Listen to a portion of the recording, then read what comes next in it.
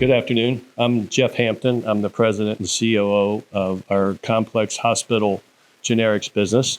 I'm joined here today with my colleague, Mahesh Sani, who is Senior Vice President of Finance for us. So it's my pleasure to take you through an overview of our complex hospital generics business. I'm going to give you a little perspective on our products, the markets we compete in, our capabilities, and some of our growth plans as we go. So let's start off with a high-level overview of our business. Piramal Complex Hospital Generics is a $300 million business today, and we enjoy healthy EBITDA margins, and we've had a steady track record of double-digit growth over the last 8 to 10 years. Our products, both the branded and generic products that we have in our portfolio, are sold in multiple markets around the globe. Many of those markets we maintain a leading market share, and we maintain a leading market share, and particularly in the U.S. and in the EU. When we look at our different product portfolios, our portfolio is made up of basically 4 product franchises. There are inhaled anesthesia products, our injectable anesthesia and pain products, our intrathecal products, and our generic and specialty injectables. The top 3 categories, being inhaled inhalation, injectable pain, and the intrathecal business, make up 90% of our revenues and most of our profit. I'll talk a little more about the products in a moment, but just to say these products all enjoy differentiation through a combination of things. Some have limited competition, others have higher barriers to entry, and then finally some enjoy differentiation through our unique commercial strategies that we employ. If you look at the breakup of our revenue, we focus on the regulated markets around the globe. Over 70% of our business come from the regulated markets of U.S., EU, and Japan. And obviously with the U.S. making up over half of that revenue. We maintain a commercial presence in over 100 countries around the globe. In our key markets of the U.S., EU, and others, we maintain a direct presence, our own sales force. In other markets, we maintain a combination of B2B and B2C set up in those. But in any of those scenarios, the common theme is that we have a deep understanding of the markets that we compete in. We have strong relationships throughout the entire channel, from the group purchasing organizations in the U.S. and EU to the distributors into the tender markets that are in Europe and the rest of the world. We know our relationships are strong with the wholesalers and the distributors in those, and currently we maintain a customer base of over 6,000 hospitals and clinics that we service around the globe. So let's take a minute to see where we're going and how we're going to get there. As Peter mentioned earlier, by fiscal year 30, we'll be over a $600 million company with EBITDA margins north of 25%. And our vision is to expand on our leading position as a critical care company and take advantage. We're going to do that by taking advantage of our existing product portfolio franchises of inhaled anesthesia, our injectable pain products, and our intrathecal products. We'll do that while we take a shift in our portfolio strategy to develop more differentiated products. Now, we're going to achieve the growth between 300 to 600 by employing a 2-pronged approach as we go.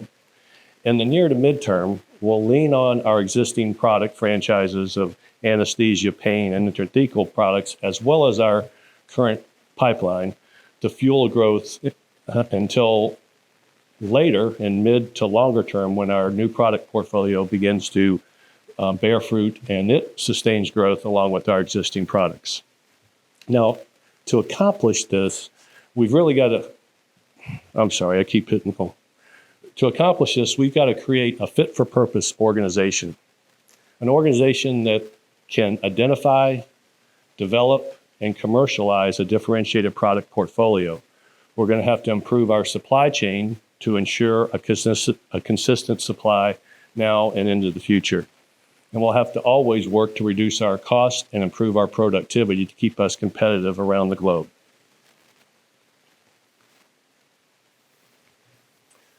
Now, we'll transition into some of our product categories. Our inhaled anesthesia line consists of sevoflurane, isoflurane, and desflurane. Sevoflurane is used predominantly in the human market, and it's the preferred agent because of its potency, it's fast acting, and it's even faster in emergence and recovery from anesthesia. Isoflurane, on the other hand, is used more in the veterinary marketplace. And finally, desflurane, which used to maintain a significant share in the inhaled anesthesia market, is going out of favor because of greenhouse gas concerns. There are still pockets around the globe, though, where desflurane is used, and we'll continue to be competitive and try to take advantage of those opportunities as we go. Now, you're going to get a little dizzy trying to follow me around this slide, but if we look at the total market, IQVIA lists the total global inhalation market at just over $1 billion. Now, the US and Europe account for just about half of that. And the attractive part of this marketplace is that it has limited competition. The top 4 players, including Piramal, account for about 90% of the global inhalation market. Now, if we move back to sevoflurane, which is the largest product in the category, sevoflurane accounts for 85% of the global inhalation market. And the top 3 players in the US and EU, which include Piramal, account for over 90% of the global sevoflurane marketplace. So it's a little confusing, but the thing is that we hold a leadership position in the US, UK, and we have growing market shares in Italy, Spain, France, and Germany, and other parts of the globe.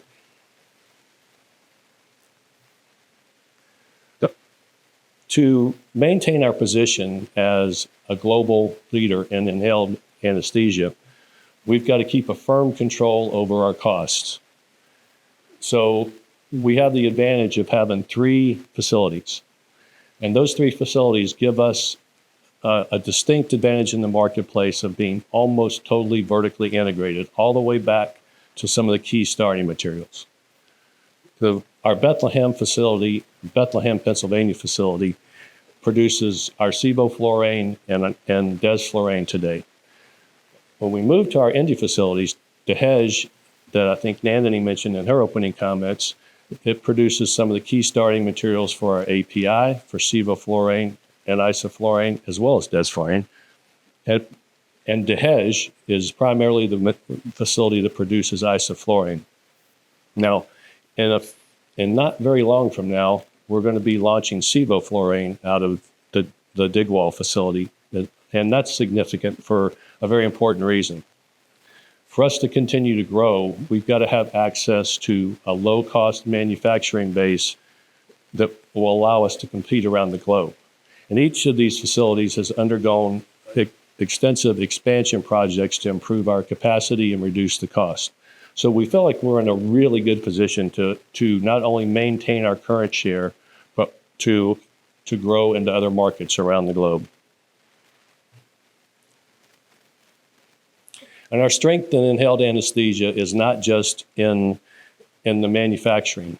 Our experienced commercial teams are well networked throughout the entire channel. We have extensive relationships, GPOs, distributors, and all the hospital customers, both in pharmacy and in the anesthesia department.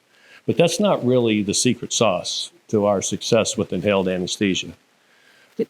The secret sauce is that we employ kind of the razor blade philosophy that's been around a long time. We provide the vaporizers to the hospitals for their commitment to purchase our inhaled anesthesia. It keeps us tight with the customer, it increases our contract compliance, and ultimately it repels competition. And our sales forces are are in those pharmacies and in those clinics, surgery centers every day. And it's a big part of our ability to maintain and grow the share. Now, I think Nandini and Peter mentioned our intrathecal products, or Gabapentin, when they were talking about. Gabapentin is a very interesting product, and I don't know if you know much about it, but Gabapentin is for patients with Parkinson's disease, multiple sclerosis, spinal cord injury, or strokes. And many of those patients experience spasticity and dystonia. It's a very debilitating condition. The quality of life goes to almost zero. They're incapacitated and they can't move. And this is really the last line of defense for them, and provides these patients a comfortable life to maintain whatever quality of life that they have. And Nandini or Peter both mentioned that we had our global town hall last week, and it was on patient centricity. And we invited clinicians and patients to give us their experiences on our drugs, and Gabapentin was one that we talked about. And I have to tell you, in listening in, the testimonials or their talks were motivating and compelling. It's the improvement in the quality of life that these patients experienced was incredible. Now, here's the rest of the story on Gabapentin. So this is a highly genericized product. There are, I think, 4 or 5 baclofen preparations on the market today, but we still maintain a 70% market share at premium pricing in the market. And the reason for that is because of our commercial strategy. We have clinicians that call on the clinics where these pumps are installed, where they're put in the patients for therapy. And the way it works is that the pump is surgically implanted in the abdomen of the patient. The baclofen is delivered to the pump, and then the pump delivers it via catheter into the intrathecal space of the spine. But our sales force, or clinicians as we call them, it's really a counselor type selling strategy that we have. They're in those clinics, they provide in-service, they provide educational materials and support to these clinics. And it is really the reason why we were able to hold on to all the market share in a genericized marketplace.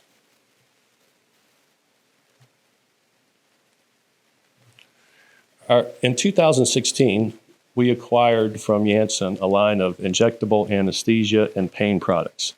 And while these products don't have differentiation in the traditional sense, they do have a high barrier to entry.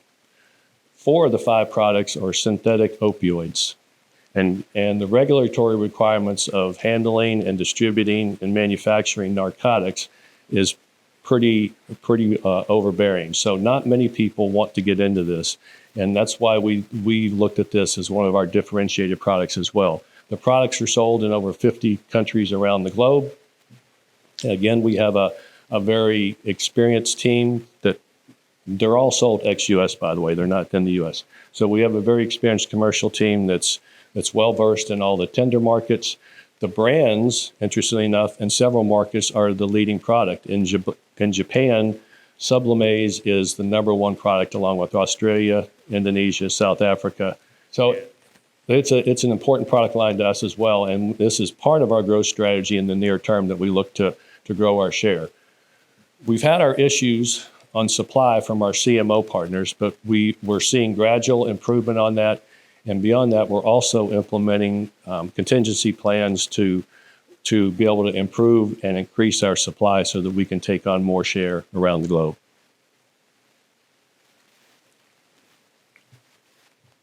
So let's talk about our growth levers and see how we're doing this. So this is it's a bit of a review. In the near term, we're going to use our inhaled anesthesia products and our injectable products along with our pipeline to fuel our growth while we're resetting the portfolio strategy to more differentiated products. And then as those differentiated products kick in, it will allow us to kickstart growth, improve profitability, and have more sustainable products. if you're looking at our portfolio, it's really broken up into our existing pipeline and the shift to the differentiated product portfolio. We have 24 SKUs that are in various stages of development now. And the good news is that those 24 SKUs comprising 11 or 12 products has a market value today of about $2.2 billion. And we'll talk a little more in a second about the size of the shift in our portfolio strategy and the opportunity we're looking at. But just want to highlight that we're going to continue along with the differentiated products we have now. We're going to be developing more products that fit into that category. They could be products like 505(b)(2)s. They could be complex generics, branded generics with some differentiation, or even branded products that fit into the current scheme of our sales force.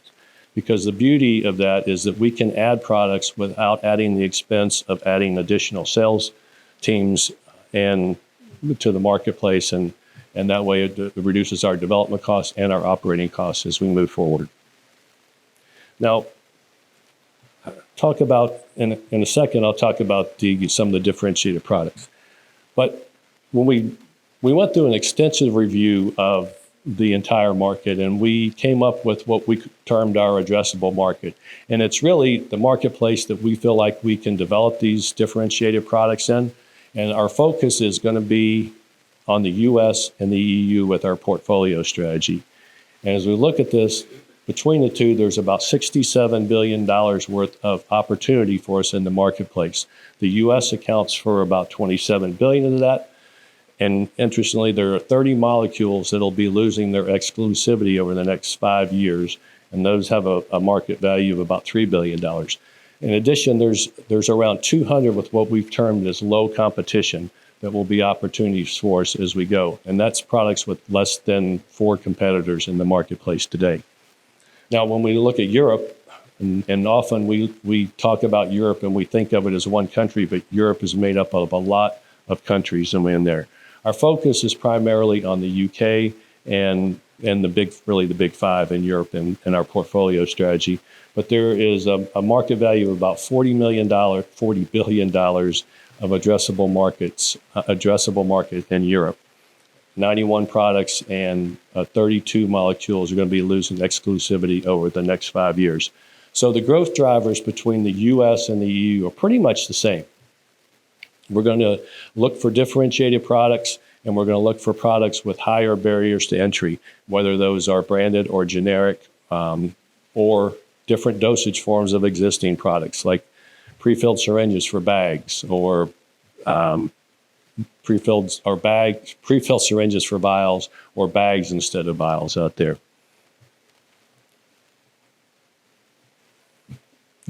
The differentiated product marketplace isn't new to us. We've talked about Gabapentin. We've talked about our injectable pain products and our inhaled anesthesia. But particularly Gabapentin and Mytego were good experiences and really proof of concept that a differentiated portfolio will work for us. And Peter mentioned Neoatricon in his comments, and I wanted to take a second to kind of go through this, because this is really the poster child of the type of products that we want to develop for our portfolio.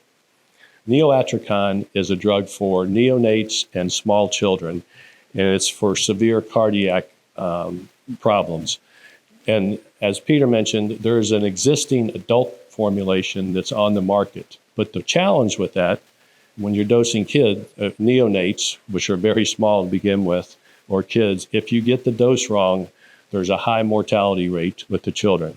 So this product has a lot of inherent advantages and differentiation in the market. Number one, it's an orphan drug, so we're going to have 10 years of exclusivity with it, reduces competition. Two, it's a better product, a safer product than exists in the market today. So we're really bullish on this. And this product, in fact, I'll be leaving this meeting to go to our launch meeting. We'll be launching in Europe and in the UK probably by the end of the year, first quarter of next year, but we're preparing for that now.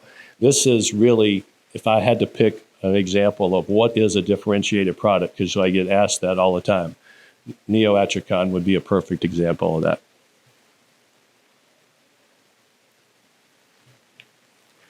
So let's summarize on what I've said here. So we want to expand on our leadership position in held anesthesia. We want to do that because we have available now the excess capacity from our Indian facilities of Digwall. It's a low-cost manufacturing base, and that should allow us to penetrate other markets. We're going to defend and expand the share of our existing injectable products and go into new markets as well.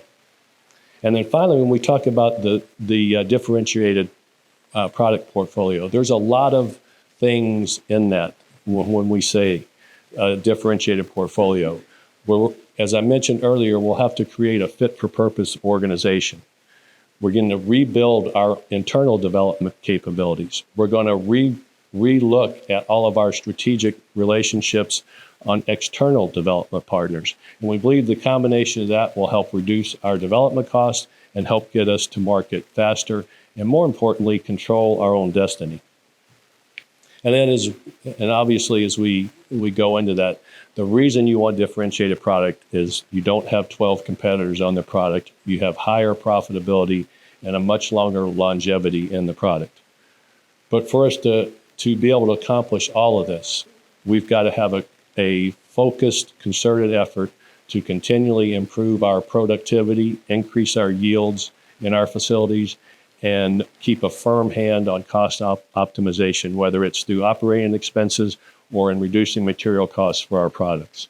That's the formula for our success to get to $600 million by fiscal year 2030.